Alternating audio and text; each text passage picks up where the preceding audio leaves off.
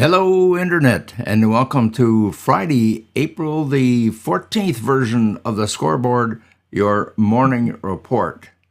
Good morning. This is Whit Prophet bringing you up to date with all the hockey scores, NHL, CCHL, transactions, the Q, the O, the BC League.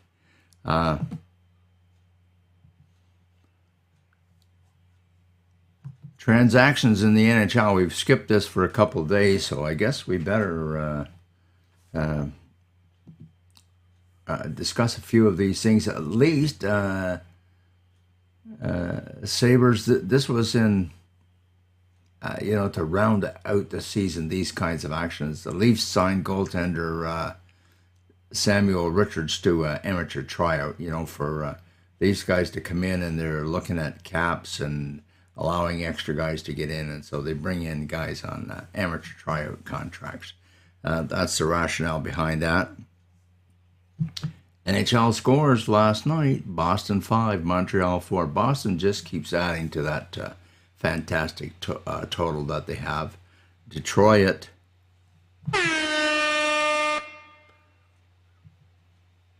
Sorry, John McCauley.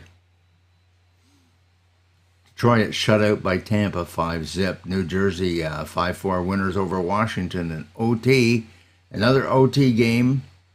Buffalo 4, Ottawa 3. That ensured Buffalo maintaining that gap between them and Ottawa. Timmy Stützle did score his 39th, but he failed to get his 40th. That was too bad. Pittsburgh 2 at Columbus 3, overtime. Excuse me. Pittsburgh not in the playoffs. Toronto 3 at the Rangers 2. The Marner watch, I guess, wasn't enough last night. Nashville 4-3 winners over Minnesota in OT. Dallas shut out St. Louis 1-0. Colorado 4-2 winners. Of course, the Colorado's has been all season without one of their top guns, and they were anticipating him being back for the playoffs, but I don't think he's going to be there. Edmonton 5-2 winners over San Jose. That was a big game for Edmonton. They're the hottest team in the NHL since January 5th or something like that. Their last 10, they're 9 wins and a loss, and they still had the potential to finish first in their division. Last night they had to beat San Jose, which they did 5-2. But if you look down at the bottom, Vegas spoiled that effort with 3-2 win over Seattle. So that's it for NHL. Let's take a look at the Hot 15. And if you're wondering why Edmonton is 9-1 in their last 10 games, and they even have a better record than Boston. Their winning percentage is a few percentage points better than Boston since that first week in January. Look at this. 3 players in the top 15 in the last 10 games, right? So Draisaitl, Connor McDavid, and Ryan Nugent-Hopkins. When you've got 3 guys in there that are hot, then you're pretty sure that you're going to be doing relatively well. So it'll be interesting to see when all the playoff matches matchings get posted, and we can prepare to move on. Down on the East Coast, nothing happening last night. Once again, we can point out that Evan Boucher and the Halifax Mooseheads play Moncton tonight and tomorrow night, both games in Halifax. In the OHL, Peterborough gets to play Ottawa tonight. Saginaw's at Sarnia. 1 game last night, and London Knights were 6-1 winners over Kitchener. I guess I didn't get that copied in there. That's the OC. BC schedule, same report as yesterday. Salmon Arm is playing at home to Vernon tonight and tomorrow night.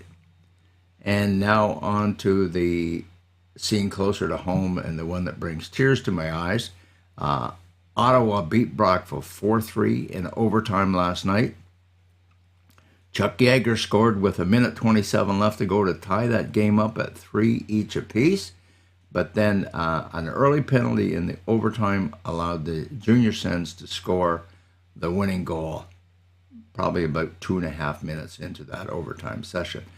Meanwhile, up in the valley, Smith Falls, 2-1 winners over Renfrew. Sean James, Almont boy, scores both those goals for the Bears. That series resumes tonight in Smith Falls. Renfrew at Smith Falls, 7:30 tonight. And the Ottawa and Brockville series goes Saturday night in Ottawa at 7:10. I got some. Yes, here we go. Here's the Bogart Cup update. So you can see that Series E, Ottawa and Brockville. Ottawa is now ahead 3-1 as a result of that 4-3 overtime victory last night.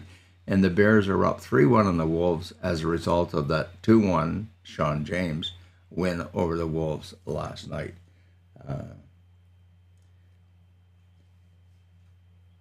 If you need to see the those individuals, there's those individual series games, schedules, scores, etc.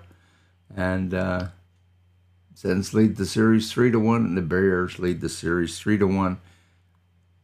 Bears play tonight, and the Braves play tomorrow night. Well, that's it for the Friday morning report. I wish I had better news for the Braves fans, but that's it, unfortunately. So we'll be back tomorrow. We'll be back on Monday with your Monday morning report. Scoreboard. Thanks for watching.